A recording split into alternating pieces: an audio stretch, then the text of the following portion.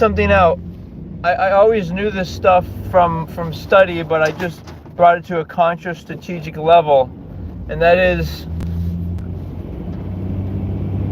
when people say stuff like, oh, you know, the president or these certain, you know, characters in office or with influence are under demonic influence. It's like it's a perpetuating narrative, and what it shows is that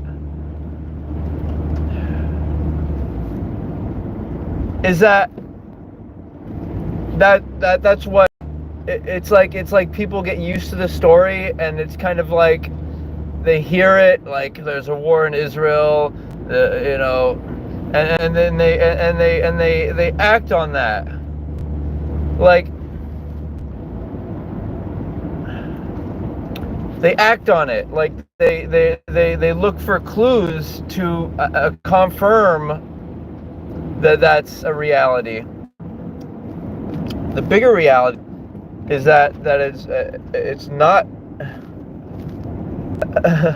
it's not real. The only thing that's real is the frame, and if you set the right frame, then you start to want to create that. So for example, the idea of, how about making a sign, which I'm about to do, and we're going to go live on that, we're going to have some fun, making a sign that says Israel loves Palestine.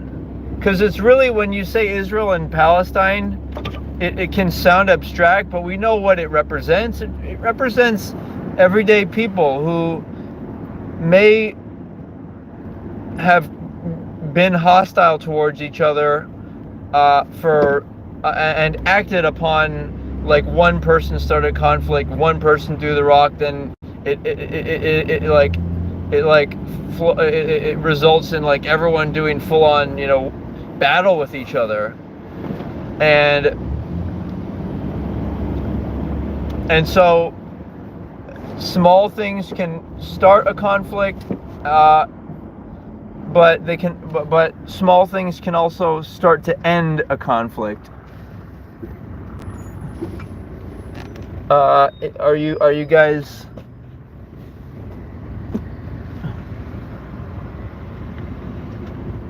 guys getting that?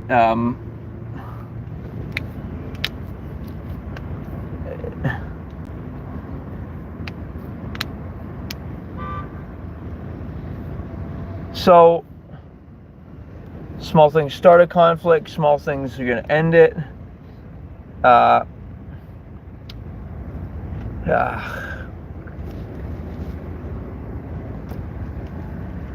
It's like the small things are people realizing that we are not adversaries and we're actually allies. Our adversaries are kind of the shadow that we invented, this dark force, but that's not us, right? What is us is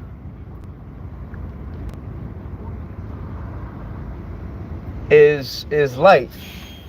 We invented the darkness to kind of experience what we are, light. Because if everything is light, if all you do is light, like visualize happy people and brilliant white light all the time, then all you're gonna it's just all light. It's like it's too much. We were meant to go through these challenges and work through stuff, and so, but to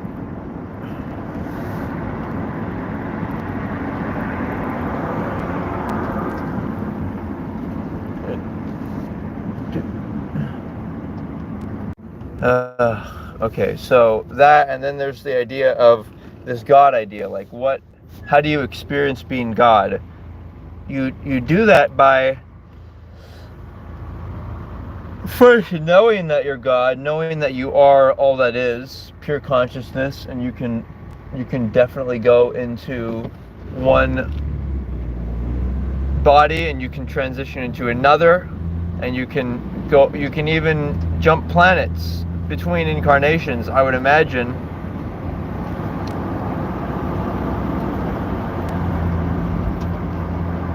but the fact is it's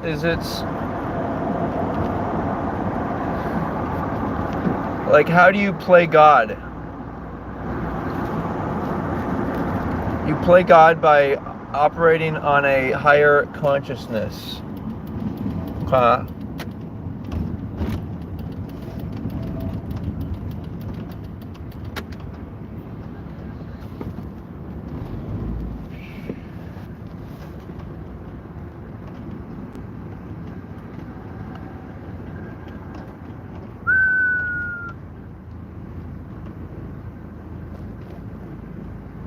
And higher consciousness.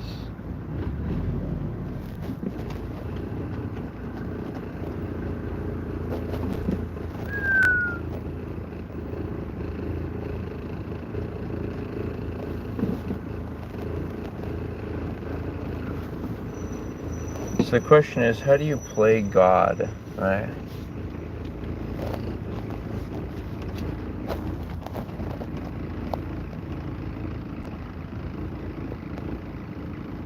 How do you play God?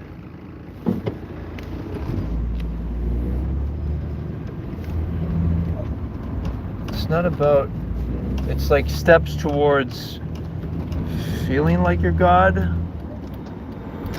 So the first step is to verbally say it, mentally say it, like, I am all that is, I am the creation of creative force within the universe.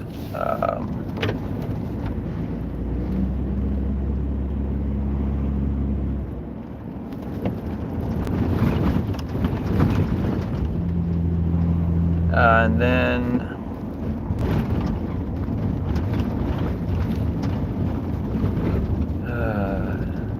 then it's like, well, where do we go from there?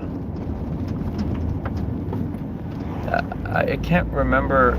There was a point I was trying to get. Well, then the next step is to visualize happy people, brilliant white light. That's part of it. But but then it's like this transcendence of biology, and that's where I get into the talk of making women and their flower the celebration of life.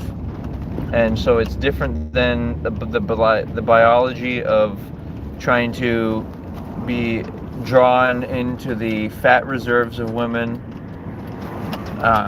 Yes, you know, whether it's on the mammary glands or whether it's on the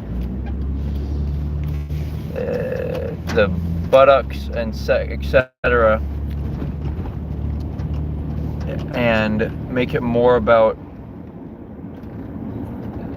less about trying to get an orgasm from a woman and more about like celebrating her body. And it's like, I don't see how there's anything that could be more than that.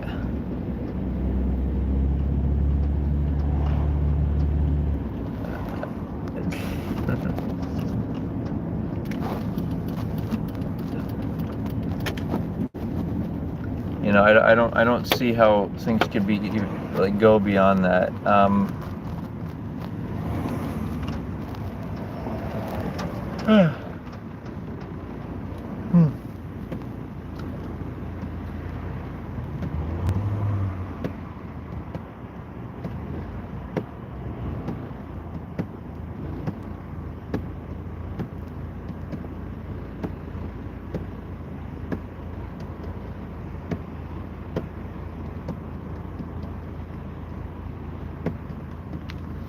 Yep.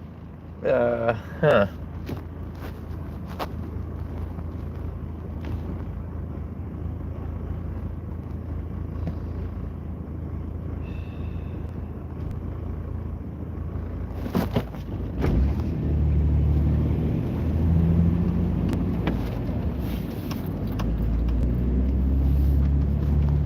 So